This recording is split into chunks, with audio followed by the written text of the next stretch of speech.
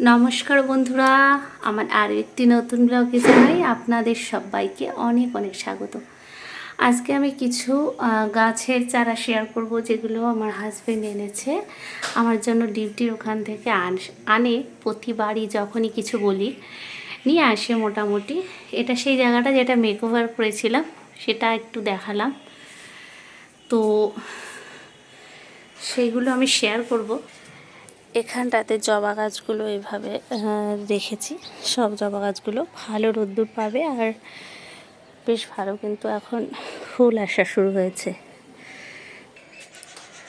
সবসময় চেষ্টা করি বাগানটাকে মনের মতো করে সাজানোর, কিন্তু কিছু কিছু অসুবিধার কারণে যতটা ইচ্ছে রয়েছে ততটা কিন্তু হয়ে ওঠে না। আর এই দেখুন, আমার এই চন্দ্রমল্লিকার এই গাছগুলোতে কুড়ি এসছে কিন্তু। আর একটা মজার ব্যাপার হলো যে, এই যে চন্দ্রমল্লিকা যে দেখছেন, এগুলো কিন্তু সবই মানে মাল্টি কালার হবে। এইটার ভিতরে যে চন্দ্রমল্লিকার কাটিং থেকে চারা তৈরি করে নেওয়ার পর যে গোড়াগুলো ছিল অবশিষ্ট, সেগুলোকে বেশ ভালো করে ছেটে নিয়েছিলাম। তো সেগুলোকে সব এক জায়গায় এই টবটার মধ্যে দিয়ে দিয়েছি।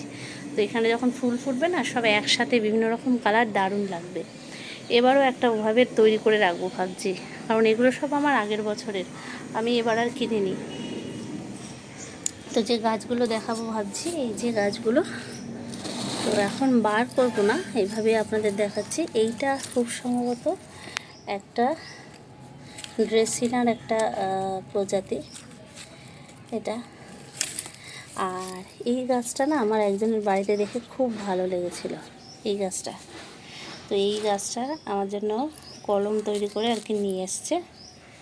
আর একটা রয়েছে এখানে, এই যে ক্রোটনসের একটা প্রজাতি। এটা সব জায়গায় দেখা যায়, কিন্তু ও একেবারে মানে এটা লাগিয়ে ওখান থেকে একদম বেঁচে গেছে, এবার নিয়ে এসছে।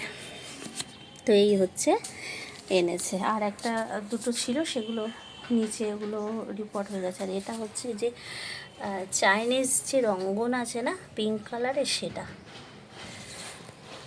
আর বাগানটা তো সব সময় সাজাতে থাকি। আপাতত এইখানটাতে এই যে সব এক সাইজের যে মোটামুটি টব, সেগুলোকে সব একসাথে রেখেছি। একটা করে গাঁদা আর মাঝখানে করে একটা করে চন্দ্রমল্লিকা দেওয়ার চেষ্টা করেছি। আর এখানে একটু হালকা করে গাছগুলোকে ফাঁকা ফাঁকা করে রেখে, আর সমস্ত এই সব গাছগুলোতে সব না হলুদ হলুদ পাতাগুলো হয়ে গেছিলো, সেগুলো কাল রাতে এসে আবার পরিষ্কার করেছি। আপনারা ভাবতে পারেন যে রাতে আমি ছাদে কি করি। তো যখন সন্ধ্যা দিতে আসি না, তখন নেশার ঘরে একবার চলে আসি, দেখি তো কি কি। তো দেখতে দেখতেই কাজ মনে পড়ে যায়, বাগানের কাজ এরকমই হয়। আর দেখুন, এই 2-3 বছর হয়ে গেছে আমার কিন্তু এই যে অ্যাগলোনিমা, এটা অ্যাগলোনিমার একটা ভ্যারাইটি, এটাতে কিন্তু ফুল আসছে। দেখুন এই যে ফুল আর কুড়ি, দেখি কেমন হয় ফুলটা।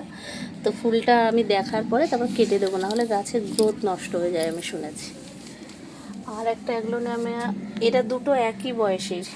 এই যে এটাতেও ফুল আসছে, এই যে।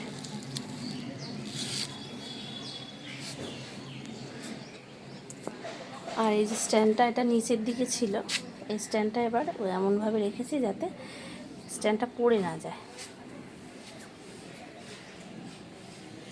স্ট্যান্ডটা একটু উপরে উঠিয়ে রেখেছি, সামনে যেহেতু এগুলো রেখেছি তাই।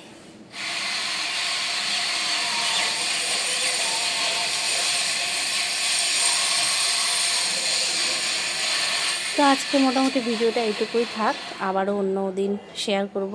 এই যে মোটামুটি এরকম কুড়ি আসা শুরু হয়ে গেছে, দেখতেই পাচ্ছেন।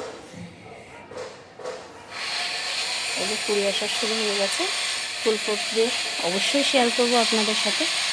ভালো থাকবেন, সুস্থ থাকবেন, সাথে থাকবেন। আমার ভিডিও ভালো লাগলে আমার চ্যানেলটি সাবস্ক্রাইব করে আমার পাশে থাকবেন।